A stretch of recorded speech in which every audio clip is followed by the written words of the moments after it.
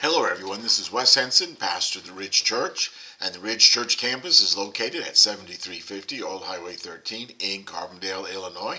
And this is a 5-minute summary of session 5 of the theme, When Emotions Rise, and it's titled Overcoming Worry for January the 3rd, 2021. I hope you all had a great Christmas. We're on our way to a greater new year, we hope.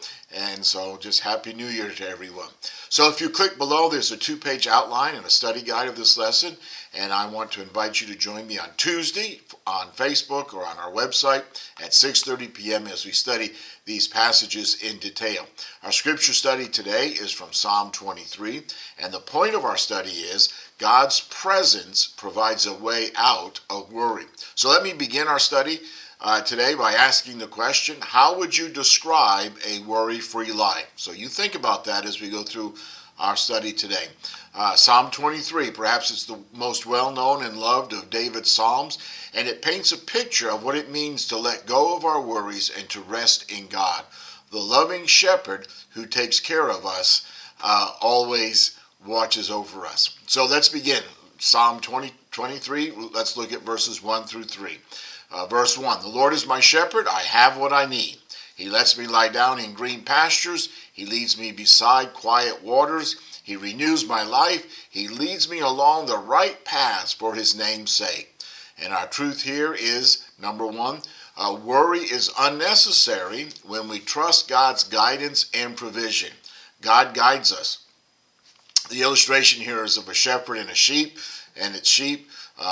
By nature, sheep are not terribly smart. They needed to be guided. He provides for us.